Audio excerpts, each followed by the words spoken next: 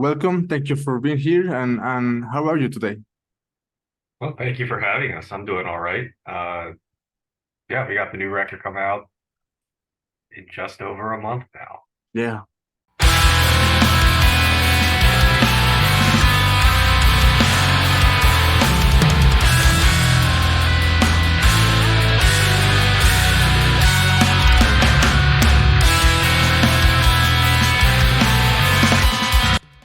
Well, I've been listening to the album. It fucking slaps.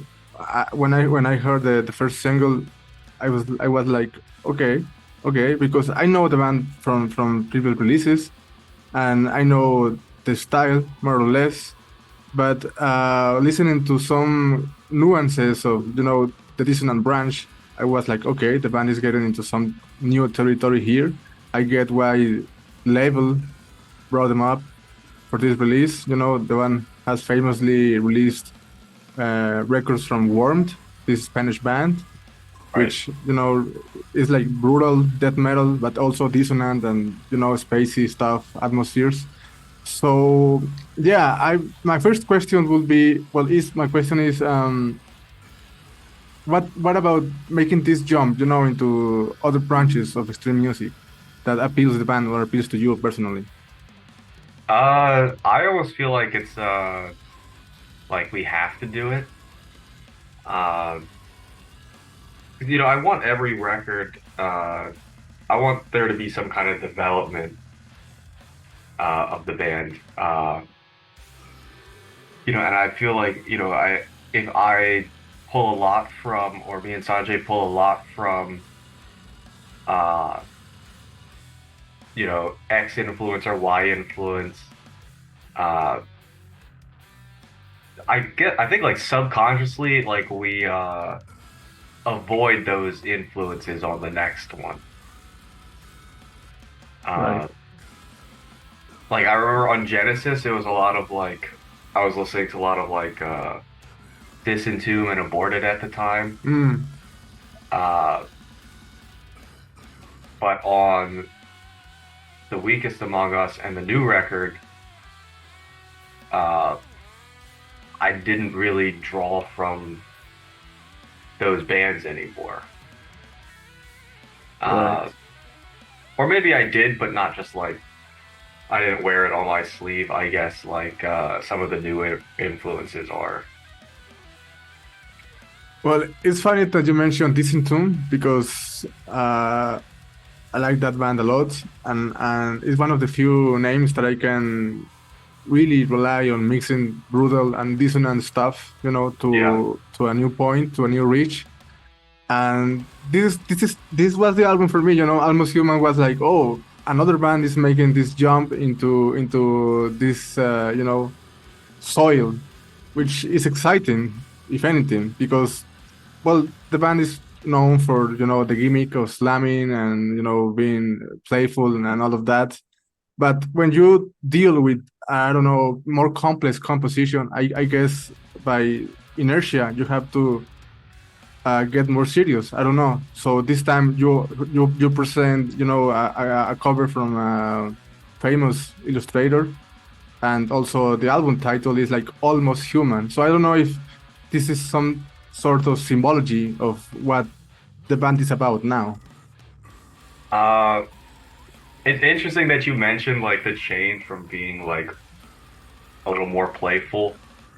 Uh, yeah, I mean, I the same thing. Like, yeah, there was definitely an intent on this one to make it like darker and scarier. Um, I don't know if you played any of the old. Okay, so two particular games I think would be like Metroid Prime 2 Okay. and Doom 3. I don't know if you played either of those games.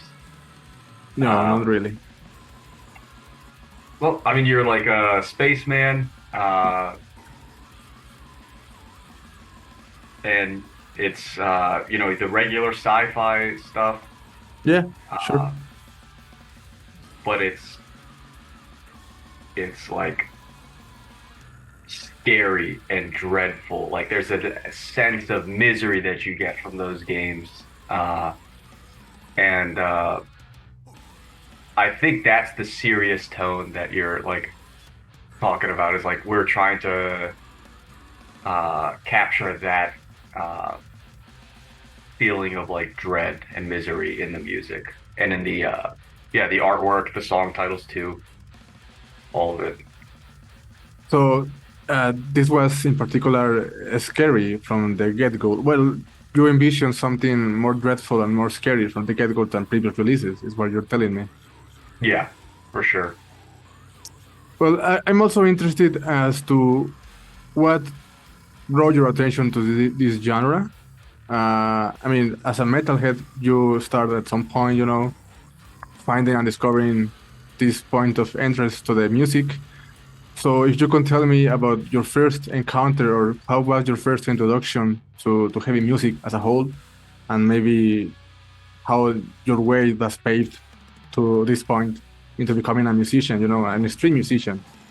Yeah, absolutely. I mean, I think that my first introduction to like heavy music, and I know this is the same one for Sanjay, uh, the Need for Speed Underground soundtrack had Okay. like this is like I don't know 2001 or 2002. It had like Lil Jon and the East Side Boys. It had like Mystical, T.I., a bunch of these early 2000s rappers. Uh, and you know, it's not like death metal, but like that to me is that's heavy music. I like so that was the first, and uh then I think like Guitar Hero, we Mm, were exposed to like Slayer and Metallica, Buckethead, and then it started with like Metallica and Iron Maiden, uh, like all day, every day, just those two bands. right.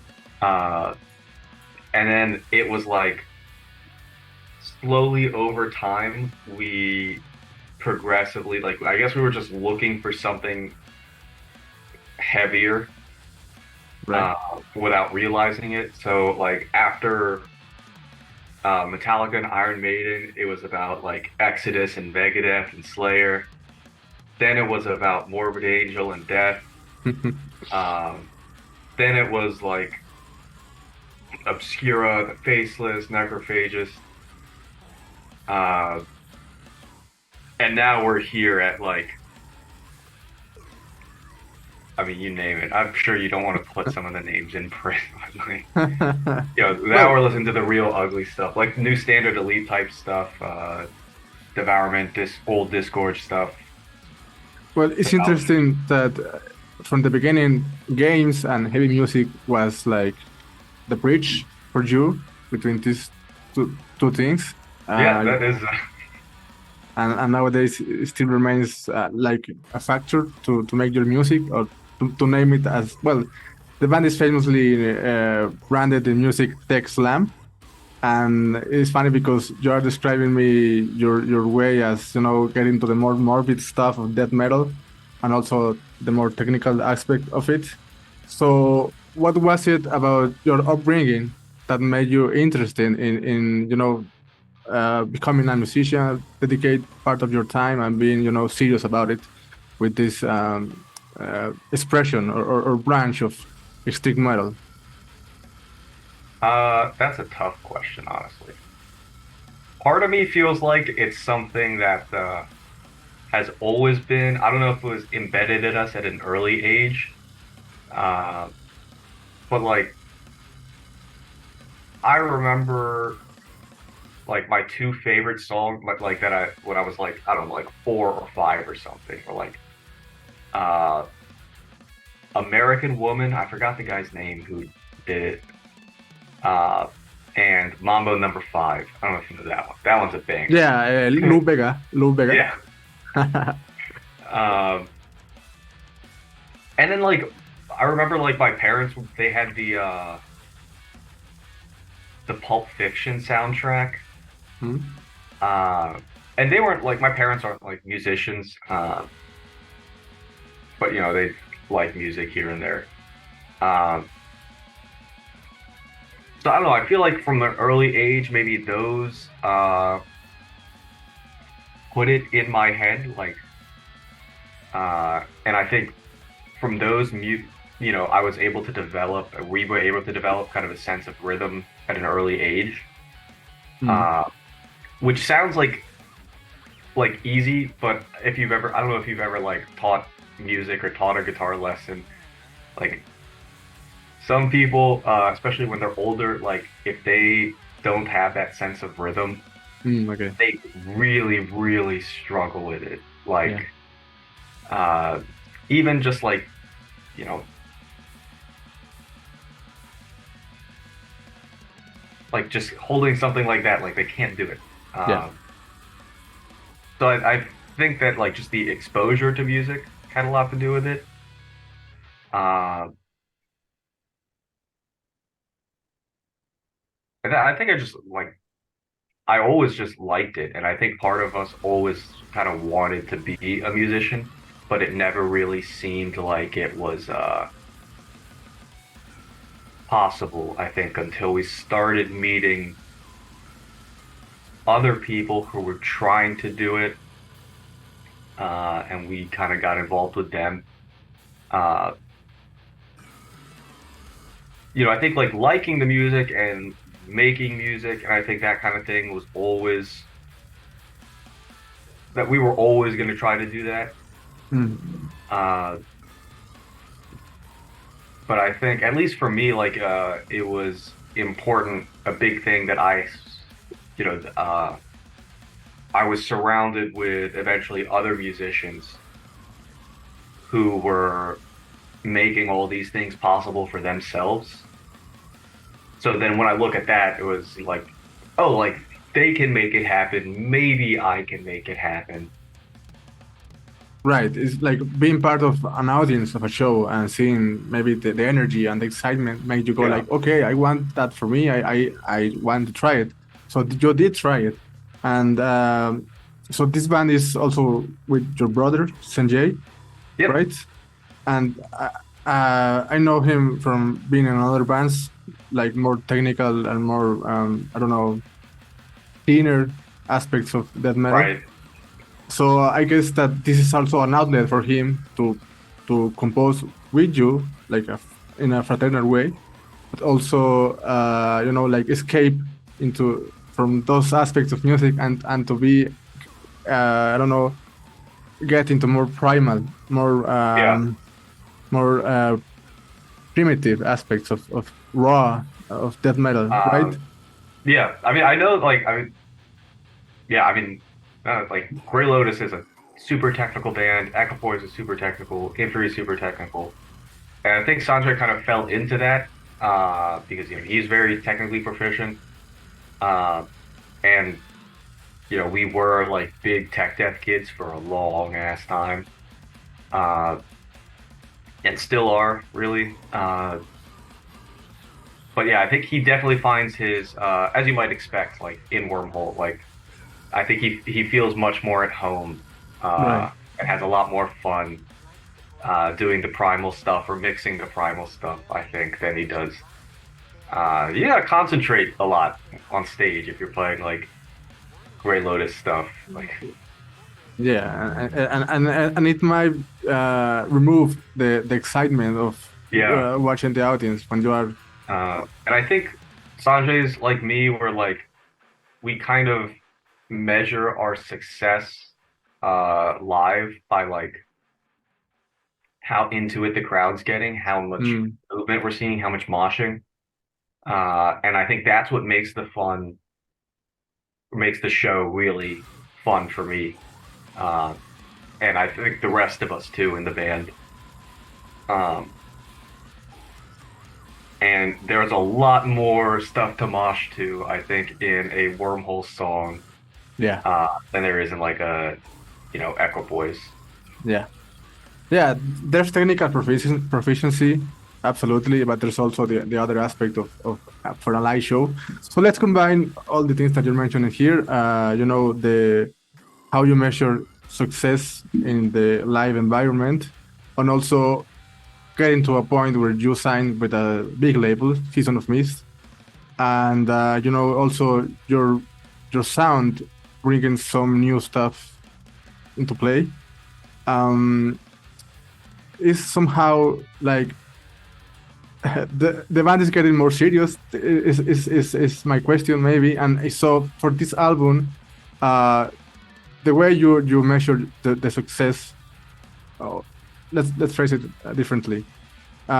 Your life experiences have made you took or take a different approach this time for composing the songs.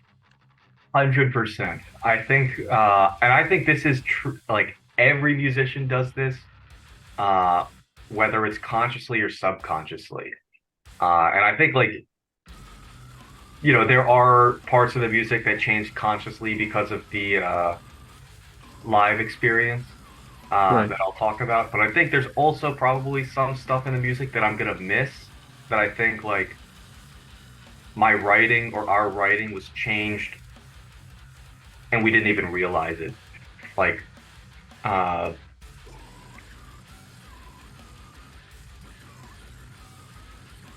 I don't know, like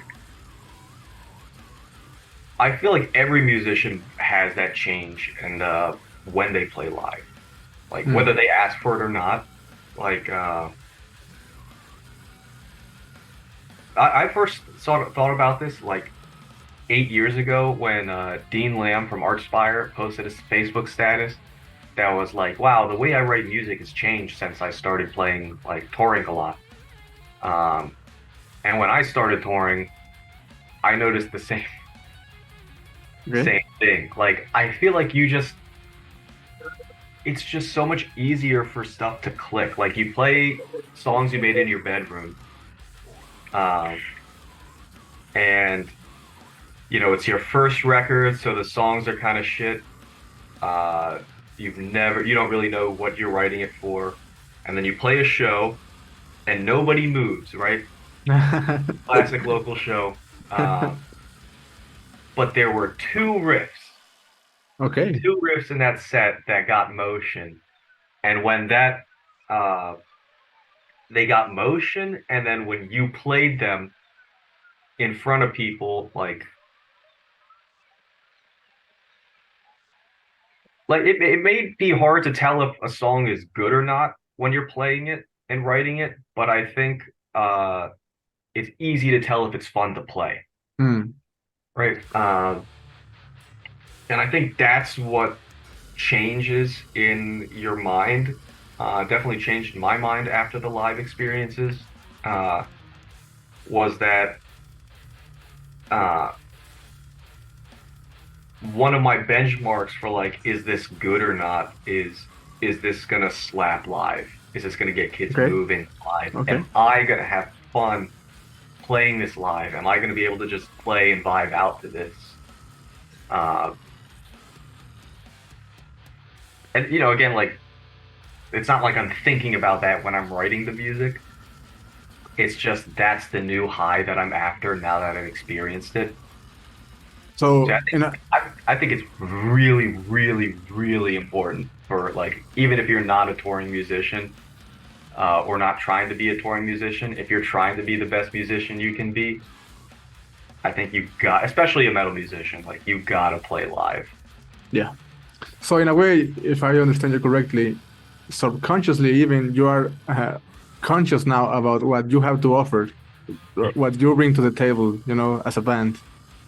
And maybe this is the album that explored this record the most. Digo, that explored these aspects of you as a musician the most. Yeah, so far, absolutely. I think at least for my playing, I think Sanjay had more live experience before I did. I think this is the first album that is written that like I have a lot of enough tours under my belt. Okay. Uh, and I think actually if you listen to like the gas system, like Sanjay wrote the gas system on the last song record. Uh, and I think that was like a perfect example. Like he made that so that it's fun live. Mm. Um, but I feel like when I listen to some of my songs on that record, yeah, it's a little more. that there's that clear direction isn't there. But yeah, on this one, yeah, I made these parts because they're gonna fuck live. I want to mention my two favorite songs on the album, uh, which have to do with the things I mentioned before, like the dissonant aspect of the music, and these are the introduction song, System Erase, and the last song, The Grand Desolation. I think this bring out the most, this flavor the most, you know. And Right. I'm really curious if, well, when I see it that the band closes a record with a certain type of direction, if it maybe points towards the next album, what the sound might be. And I don't know if you select this track as a closer track in a way of telling the public, okay, this is where we might be getting ahead. It's interesting that you say that because I feel like on Genesis and The Weakest Among Us, like we didn't intend for it, but that's the way it worked out. Okay. I felt like the last track on Genesis was a little bit of a preview of The Weakest. And the last track of The Weakest, I think, was definitely a preview of the new one. Uh, I think that this one might break that trend. Okay. Uh, Ah, damn it. I don't know. We're always trying to do new stuff. And I don't know. I think I don't know. I don't want to talk too much about like going ahead because we're writing stuff now, or I'm writing stuff now for the next record. Uh, Well, because you and have a branch to take care, right? A yeah, branch. I Yeah. do like. I mean the I think the dissonant slash like pretty chordy ringy stuff is staying. Uh, Okay. like the I don't know. We'll also have to see when because I haven't worked too much with Sanjay yet on it, so I don't know what his stuff is sounding like. Uh, but no, like this, I think Almost Human turned out like really, really technical. Yeah. Um, yeah, I think the next one we're trying to like Slow slow down. down. Like, yeah, let's catch our breath for a second. I didn't even Okay. realize, like, I listening to some of these songs now, like, I'm dreading playing, like, Bleeding Teeth Fungus live. That's gonna be fucking hard as shit. Like, The shortest of the bunch, right? yeah, it was the oddball. Um. Well, in your own terms, what do you think about this album, Almost Human, and what does it have to offer for fans and new fans of the band? All right, if you ask me, I'm just gonna give you a million fucking of my own criticisms of the record. Yeah. Uh, I'll focus on the positives though. I think some people like they didn't care too much for. They were turned off, I think, by the production approach that we had on The Weakest Among Us, Mhm. which I don't care. Like we made it the way that we wanted to make it. But you know, if that was their issue, I think the production on this one much crisper, much heavier. Um, and to me and Sanjay, this was music that we always wanted to exist. Like we love slam, um, we love tech death, but like you know, there's a lot of slam bands where like you know, I'm just waiting for the part, right? Yeah. Well, what if you had something to listen to while you were waiting for the part? Exactly. Exactly.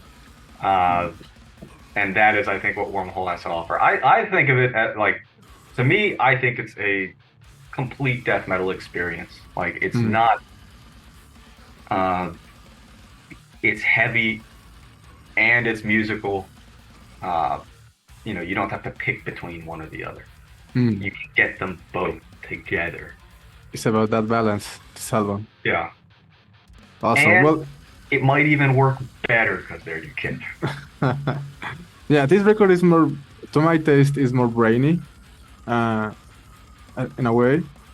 But honestly, what I enjoy the most about this record, I hope that the band explore this in the future. You know, like being, uh, yeah, being more adventurous about the slam aspect and the dissonant, mix in there, because there's something interesting going on beyond, being playful and something to enjoy. Yeah, It also, if you could incorporate a third aspect, something that makes you think and like try to disembowel the the combination of these two got things.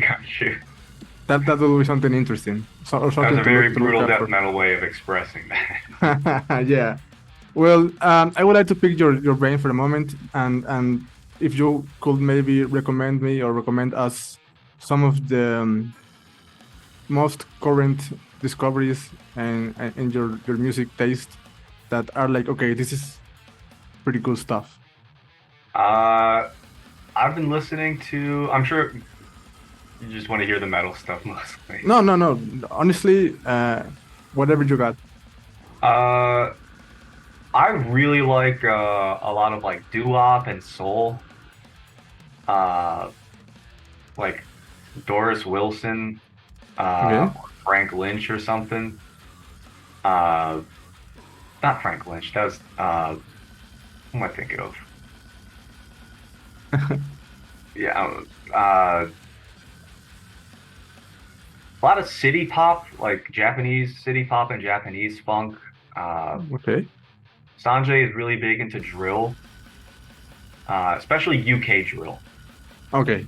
Um, but the metal releases for me, this so far right now, the big ones, Street Soldier. Street Soldier. Uh, Okay. they put out a new record, two of the hardest fucking breakdowns I've ever heard. So Nice. hard. Nice. I like one of those things that's like, wow, I wish I came up with that first because like I want that on my. I can't do it now, but it would be cool if that was on my. The other one is Snuff on Sight. Snuff on site. Well, I don't know the names. I will look for the names because sounds interesting and something that you are looking for in the future as a metal fan from a band. Uh,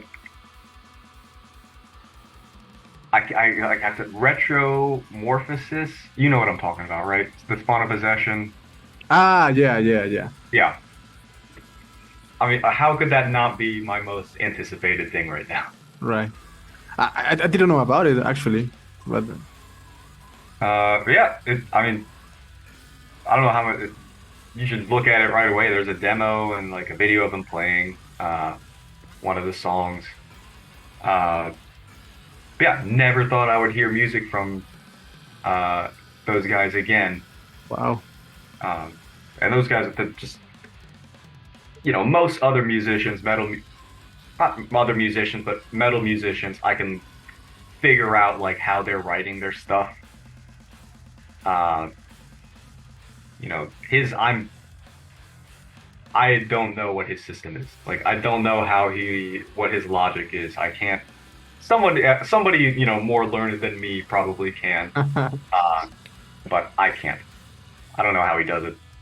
This is also something interesting about being uh, a fan of the music that you play, that you can get into the role of the imitation game. Let's say when you try Yeah, to get into the stuff other musicians are doing, and you get to a new point for your own, I don't know, your own compositions. Um, yeah, definitely. Well, I will look out for the things that you're mentioning here. Um, there's an upcoming record from Afterbirth, which I don't know if you are familiar with them. yep. I haven't listened to it yet, but the last one was amazing. Yeah, and also in the future, hopefully this year, a new Ingurgitated Oblivion record. I don't know if you're familiar with them. I know the name. Wait, I'm gonna look them up real quick because I do know them. I just gotta see like an album cover. Oh yeah, Uh, how could I forget this one? yeah, The it, Marble Lady. exactly. It's supposed to be out later this year, but so far no news yet. But this is one record that I have like in a peak, point where mixing this brutal aspect and also the dissonance. You may think that I'm obsessed with the dissonant aspect of street metal, and you will be correct because I do, honestly. But well, best of luck with this release. I have one final question, and it's a bit different. Yep. If you could um, relate what Almost Human is about to another piece of work that already exists, and let's remove the gaming aspect, beyond music, maybe a movie, a painting, or a book, which one will it be and why? That's hard because I mean the idea was kind of the idea came from like a real life thing, Okay. but it was intended to be like abstract. Like, I'm trying to think. Maybe you can help me honestly think of a movie for it. But it's Well, like there's this thing in your life, whether it be a person or it could even be like a drug or something. Uh, and you realize that that is not a good thing, right? Uh, but you also have to understand how that person has influenced you. And you know, oh, mm, there were good times with that person too, or good times when I was doing this thing too. And you know, as bad as that thing was or that person was, they've contributed to who I am today. mm, yeah. And it's like the struggle with that, like coming to terms with that, realizing that. And I'm trying to think of a movie that covers something like that. Um, I don't know Oh, of any that like fit the mold perfectly, but I'm sure there's something out there. well, it's definitely an interesting concept and something that I haven't think before in an album outlet. But I can relate to that notion of having something that is good, and but also like you spend a good time with them and have nice memories, and yeah, definitely. A movie that I unfortunately I can give you the name, but it's with Ben Foster, the actor, and it's in space, and he plays the bad guy. Uh, but I can tell you the name. Sorry, That's forget. okay. I'll just look it up right now. And this album made me think of that experience. This this looks like some tech slam shit, dude. This looks like Yeah, sci-fi horror. That is exactly the vibe we're going. I'm yeah, gonna watch this movie today, dude. awesome. Well, if you have anything last to say to the audience, please do. Uh, all right. We got the new. You should check out the new record. We got two singles out. Maybe three by the time you're reading this article. Uh, we got the record Almost Human. It's coming out on Season of Mist on September 22nd, 2023. We're super proud of it. Uh, we've been having a lot of fun playing the songs live. I think that you guys, your listeners, may enjoy have as much fun listening to them. Right. Thank you, thank you, Thank man. you. It was fun, and I hope to talk to you in the future for another record, and even hopefully see you in Mexico. I don't know if you have plans to play here or want to. I really want to go to Mexico. I really want Wormhole to play in Mexico. That'd be so sick. Awesome, man. Well, see you next time. See you, bud. Thank you so much, man.